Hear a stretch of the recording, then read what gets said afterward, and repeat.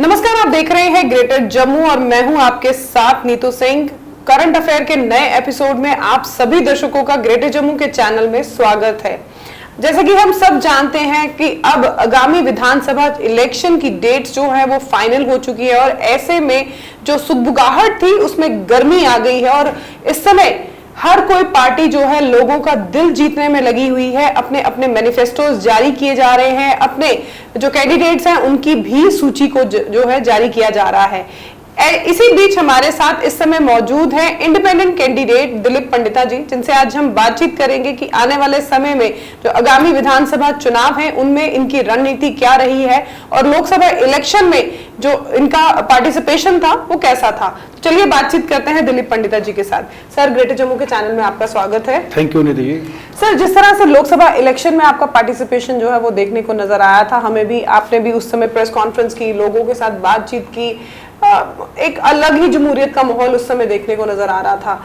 अब जो है आगामी विधानसभा चुनाव, उसकी डेट फाइनल हो चुकी है, तो लोकसभा इलेक्शंस को लेकर इस बार जो आपकी रणनीति है उसमें कुछ बदलाव है या क्या, किस तरह से आपने उसकी रणनीति बनाई हुई है? नहीं, मेरी रणनीति में कोई बदलाव नहीं है। जिस चीज के लिए मैंने लोकसभा का इलेक्शन लड़ा था दैट वाज सोशल जस्टिस।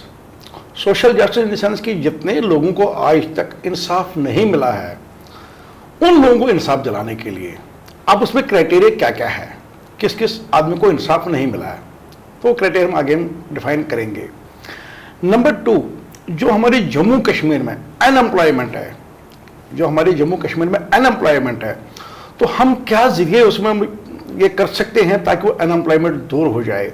आज की डेट में आप जम्मू रीजन में देखो, कश्मीर रीजन में देखो, पुंछ राजौरी रीजन में देखो, जितने भी हाईली क्वालिफाइड लड़के हैं, रेडी चला रहे हैं, दुकान चला रहे हैं, तो उनके लिए हमारे पास है क्या, उनको हम कैसे रिहेबिलिटेट करेंगे, उनको हम आगे कैसे बढ़ाएंगे। नंबर 2, इसमें जो मैंने देखा, जो गरीबी रेखा है, जो गरीब लोग हैं, आप देखिए एक आदमी की उसकी आमदनी है 1000 रुपये, 1250 रुपये उसका बिजली का बिल आता है जी, ठीक है। अगर गवर्नमेंट ऑफ इंडिया बाकी स्टेटें मतलब फ्री ऑफ कॉस्ट बिजली दे रही है, उन गरीबों को क्यों नहीं? अगर उनका अंत्योदय राशन कार्ड है तो उसको बिजली फीस माफ क्यों नहीं? उसको बिजली फीस माफ होना चाहिए।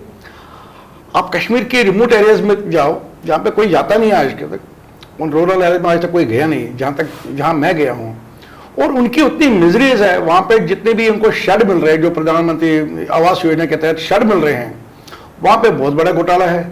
जिसका बंगला बना हुआ उसको शेड मिल रहा है, जिसको जरूरत है उसको शेड नहीं मिल रहा है, ठीक है।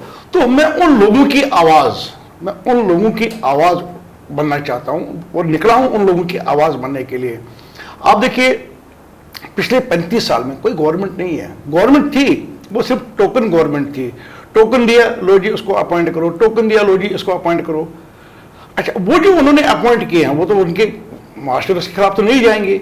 मेरी जंग जो है उन मास्टर्स के खिलाफ रहेगी, उन लोगों के खिलाफ रहेगी कि जिन्होंने उनको अपॉइंट किया है। क्योंकि आज की डेट में वही सिस्टम दोबारा चल रहा है, लेकिन जो पढ़ा लिखा नौजवान है, जो पढ़ी लिखी एक लड़की है, वो कहाँ जाएगी? उसका कोई सोर्स नहीं है, उसकी कोई मतलब पहुंच नहीं है, उसको रोजगार कैसे मिलेगा? वो एक सबसे बड़ी समस्या हमारे स्टेट में है आज की डेट में। सर, जिस तरह से आपने बात की बेरोजगारी की, तो देश के प्रधानमंत्री नरेंद्र मोदी, उनका ये नारा है कि आत्मनिर्भर भारत बने। आप गवर्नमेंट जॉब की तरफ भागते हैं, आपकी कोशिश होनी चाहिए कि आप एंटरप्रेन्योर बने, आप अपना कोई काम शुरू करें, जिससे आप अपना काम तो शुरू कर रहे हैं, साथ में आप रोजगार भी लोगों को दे रहे हैं। तो उस तरफ भी तो देश के प्रधानमंत्री नरेंद्र मोदी बड़ी बार इसको लेकर उन्होंने कैंपेन्स भी की है, कई बार टीवी में उन्होंने अपने इस बारे में भाषण भी दिए हैं। मैंने इसके लिए 3-4 कैंप लगाए कश्मीर में, मैंने 3-4 कैंप लगाए कि जो मतलब पढ़े लिखे यूथ थे, सर हमको लोन नहीं मिल रहा, सर हमको स्कीम नहीं मिल रहा। तो मैंने जेके बैंक, मैंने जो वहाँ पे रीजनल हेड है जेके बैंक के, मैंने उनको बोला भाई आपकी प्रॉब्लम ये है कि आपके लोग एंटरटेन नहीं कर रहे हैं।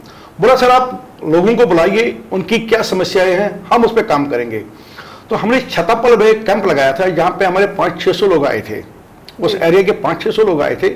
उनको पता नहीं था स्कीमें कैसे लेनी है, उनको ये नहीं पता था कि हमें करना क्या है। उन लोगों को जब हमने अवेयर किया, एज ऑन डेट मतलब एज ऑन डेट 80 मतलब 80 लोगों ने उसका आज तक फायदा उठाया।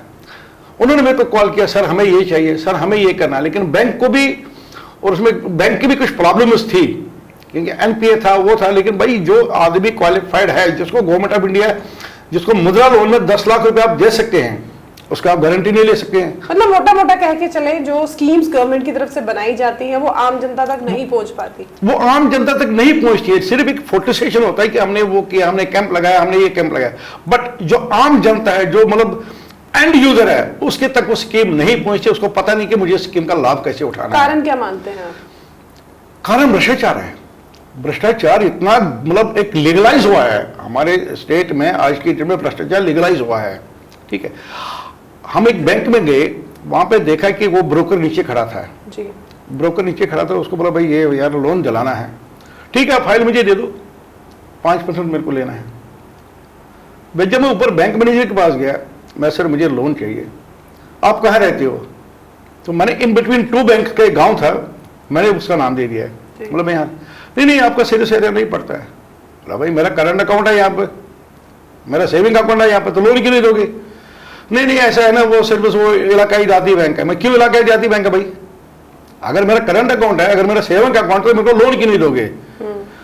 तो फिर वो बोला नहीं सर उसमें ऐसा है। मतलब नहीं, जितने भी आपके पास लोग आएंगे उनको लोन आपको प्रोवाइड करना है। अगर गवर्नमेंट ऑफ इंडिया उसकी आपको गारंटी दे रही है, आपको कोई प्रॉब्लम नहीं है लोन देने में।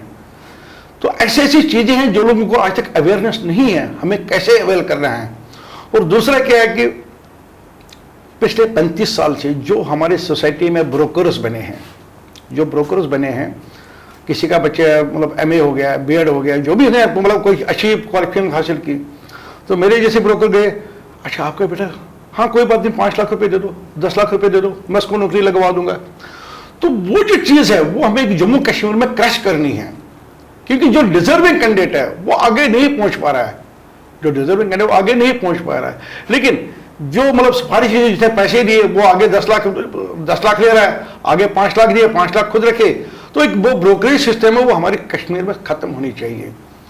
आज अब देखिए, जितने भी, चाहे 96 में सरकार बनी, जब भी सरकार बनी, तो जितने भी ब्रोकर लोगों ने, मतलब जितने भी आज गवर्नमेंट एम्प्लॉय है, 80% जो है उस चिट पे नौकरी लगे हैं, मिनट पे कोई नहीं लगा है।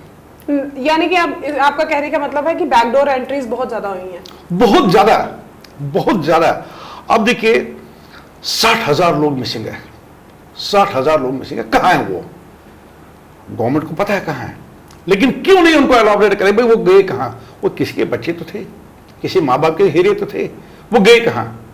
वहां पे क्या है, किसी ने बात की, लो जी पीएसए लगा दिया। यार ये कौन सी दादागिरी? कम से कम एक आदमी को जीने का हक तो है, उसको जीने दो प्यार से, लेकिन कोई आवाज नहीं उठनी चाहिए। अगर मैं गलत कर रहा हूं तो मेरे खिलाफ आवाज उठनी चाहिए, अगर मैं गलत नहीं कर रहा हूं तो मुझे किसी की आवाज तो बननी चाहिए। सर यहाँ पर मैं आपकी बात काटना चाहूंगी कि जिस तरह से अब 10 साल का एक लंबे इंतजार के बाद विधानसभा चुनाव जम्मू कश्मीर में अब होने जा रहे हैं, इसको लेकर नोटिफिकेशन की प्रक्रिया भी जो है वो शुरू हो चुकी है। हर कोई जो है अब अपने अपने कैंडिडेट्स के नाम देगा, आगे किस तरह से क्या स्ट्रैटेजी तैयार करनी है उसके बारे में विचार विमर्श किया जाएगा। पार्टीज के जो बड़े बड़े नेता हैं वो भी जम्मू कश्मीर के दौरे पर हैं। शफलिंग जो है वो बड़े पैमाने पर देखी जा रही है। बीजेपी में कुछ लोगों ने जो है ज्वाइनिंग की है, कुछ लोगों ने कांग्रेस में ज्वाइनिंग की है। इस तरह के ये जो इस समय माहौल चल रहा है, इसको आप किस नजर से देखते हैं कि आने वाले समय में 3 फेज में ये चुनाव होंगे, क्या किसकी क्या रणनीति होगी? क्या बीजेपी जो 50 सीट का दावा करती है वो जम्मू कश्मीर में ले पाएगी? देखिए, दावा तो मैं भी कर लूंगा, मैं अभी अपनी सीट जीतूंगा, लेकिन दावा तो लोगों पे निर्भर करता है, वो किसको कितना सपोर्ट करेंगे, वो लोगों पे निर्भर करता है। अभी देखो, अभी एक कल मैं उमर अब्दुल्ला का बयान सुन रहा था कि हमें अलायंस करना कांग्रेस के साथ में, ठीक है।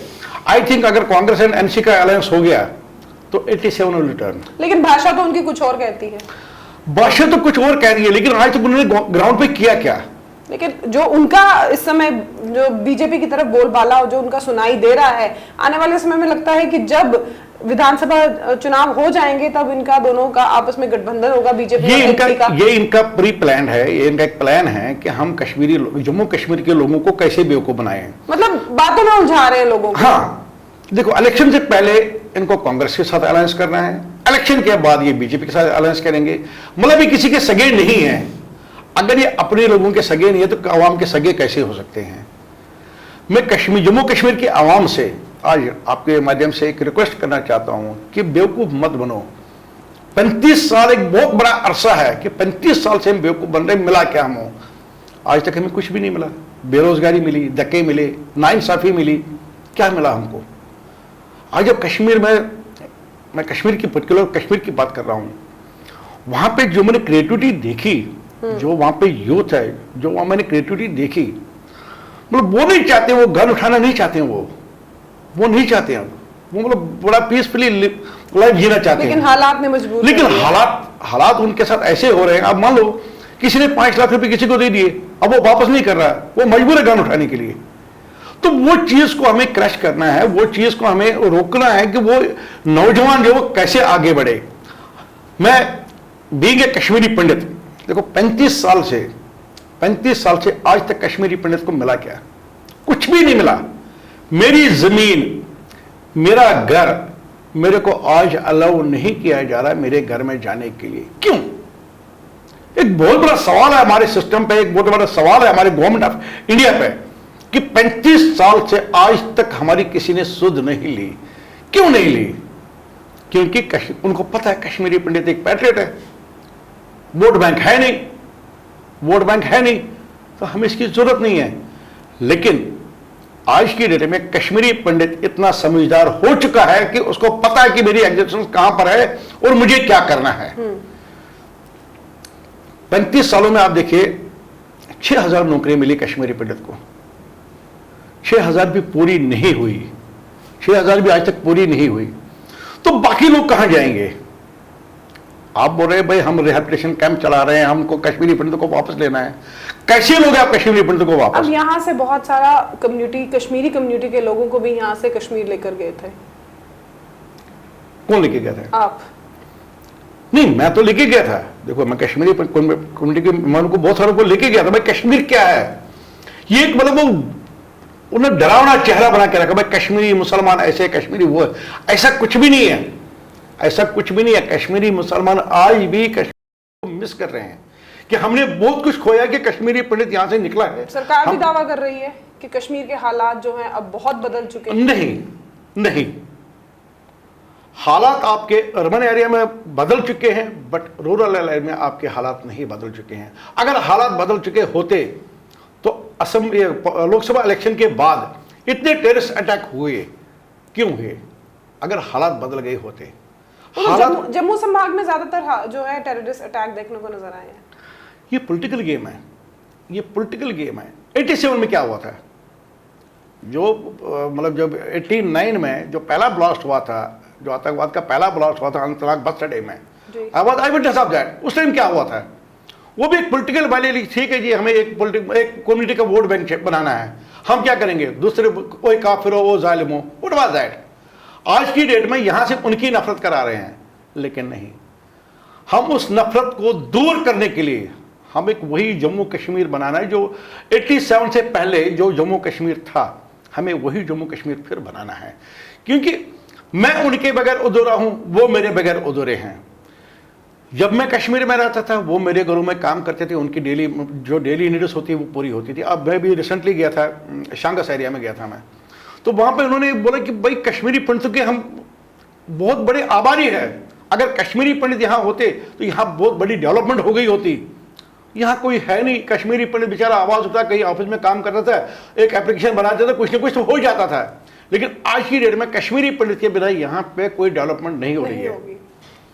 सर, आपसे जानना चाहूंगी, जिस तरह से लोकसभा इलेक्शन में आपने इंडिपेंडेंट कैंडिडेट जो है फाइट की थी, उसमें आपके मैनिफेस्टोज जो थे, इस बार जो विधानसभा चुनाव होने जा रहे हैं, उसमें आपके मैनिफेस्टोज में कुछ चेंज है या सेम ही है? सेम वही रहेगा। Social justice, reunion and unemployment, ये मेरे 3 सबसे बड़े, जिनके लिए मैं लोकसभा इलेक्शन निकला था और उन्हीं के लिए मैं असेंबली इलेक्शन भी लड़ रहा हूं। मेरे को बहुत सारी पार्टियों ने अप्रोच किया था, लेकिन उस चीज पे कोई पार्टी खरी नहीं उतरी। मतलब भाई आपके मैनिफेस्टो में ये चीजें लाओ, मैं आपके साथ जाने के लिए तैयार हूं, but they were not ready. अगर वो रेडी नहीं है तो दैट मींस कि वो लोगों को बेवकूफ बना रहे हैं। लोकसभा इलेक्शन में लगभग 4000 के करीब आपको जो है वोट पड़े थे कश्मीर कंस्टिट्यूंसी से। तो अब विधानसभा चुनाव में क्या लगता है कि लोग आपको कितना दिल खोलकर प्यार देंगे? लोगों ने जो मेरे को प्यार दिया during Lok Sabha elections and after that, ठीक है, जो आफ्टर दैट जो लोगों ने मुझे वहां पे प्यार दिया, तो मैं भगवान से ये प्रार्थना करता हूं कि उन लोगों को और भी मेरी तरफ प्यार बढ़ा दे, तो मेरी सीट को कोई रोक नहीं सकता है। क्योंकि जिन एरियाज में गया, जिन रूरल एरियाज में गया, जो मैंने वहां पे मिजरी देखी, कुछ पॉइंट्स मैंने उठाए, कुछ पे काम भी हुआ है, तो मुझे लग रहा है कि मुझे पूरे लोगों का सपोर्ट है, खासकर उन गरीबों का जिनका आज तक किसी ने नहीं पूछा, उन गरीबों का मुझे सपोर्ट है, उन गरीबों की मुझे दुआएं मेरे साथ है, जिन गरीबों को आज तक किसी ने पूछा नहीं। आप बिलीव नहीं करेंगे, एक विडो थी, उसको बेचारी को 2 साल से उसको विडो पेंशन मिलता था, वो नहीं मिल रहा था। तो जब मैं वहां गया, अरे बेटा मुझे क्या फायदा, मैंने आपको वोट डाला था, ये हुआ। भाई क्या हुआ माँ? अच्छा, मैंने उसके जो सोशल वेलफेयर ऑफिसर था, मैंने उसको फोन किया, भाई ये क्यों, क्या हो रहा है? तीसरे दिन उसका वो हो गया, क्यों? उसने पैसे नहीं दिए थे, इसलिए उसका वो रोक दिया गया था। अनडेटेबल पैसे नहीं दिए थे। तो मुझे ये बताओ, जब वहां इतने कफन चोर बैठे हैं, तो उन कफन चोरों को रोकने के लिए मैं निकला हूं, और उन गरीब लोगों की, उन गरीब माओं की, उन गरीब बापों की, जो मतलब बड़ी मिजरेबल पोजीशन में रह रहे हैं। आप मेरे साथ आ जाओ, अभी कश्मीर के इलेक्शन में आपको इनवाइट करूंगा वहां पे, आप आ जाओ, आप ग्राउंड रियलिटी पे देखो कि नया कश्मीर क्या है। मेरे गांव से जस्ट हाफ एन किलोमीटर एक गांव है। जब मैं छोटा बच्चा था, स्कूल जाता था, तो उस गांव की सड़क वही देख रहा था मैं।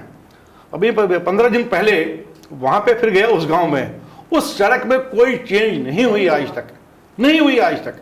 वो गांव वाले बोले, यार हम तो एक साथ पढ़ते थे यार, वो भी क्या, मतलब कोई बात नहीं, ये सड़क हो जाएगी अब।